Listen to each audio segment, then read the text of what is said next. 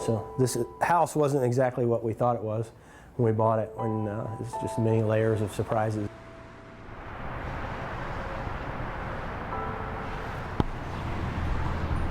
When we started here, this corner was like between 9 and 10 inches had sank this room in the corner where the gutters had washed the footer out. The footers were completely gone. And so this whole room, if you looked at it, just imagine 10 inches lower in that corner. And then this here was, the whole second floor was sagging here. So, you know, quite literally when we first walked in here, the first contractor that I had in here was like, I want to get out of here. I'm afraid this thing might collapse. We tore off the front of the house. From this steel beam forward, we tore it off.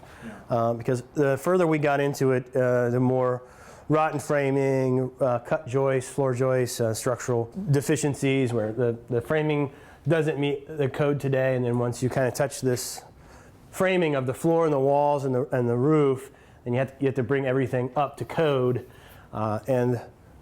So we had to tear all this off. The roof had some problems, the floor had problems. Every time we go into something like that and I say, I gotta tear this room off the house, I gotta tear the front off the house, I need to replace 70 feet of foundation, then the idea that maybe we can live in this house is just, it goes that many more thousands of dollars into the realm of fantasy. when you put, each time you do something, when we had to tear the garage down, you know, then that takes us, oh, we had to put a garage, we had to build a garage now. Because the framing was all rotten, and we tried to straighten the garage up and it wouldn't stand on its own, so we had to tear it down. And then now you think, well, okay, we gotta, into our budget, we have to scratch in, you know, the cost of a new garage.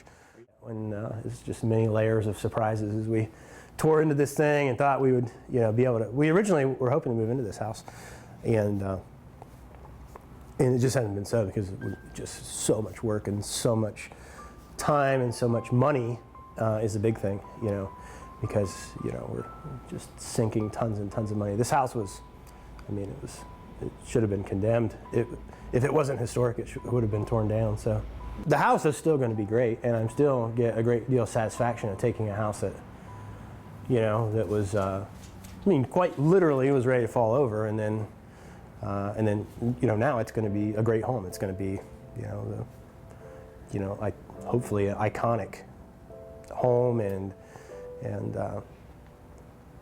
example of this type of architecture and this period of home and within, you know, the city here.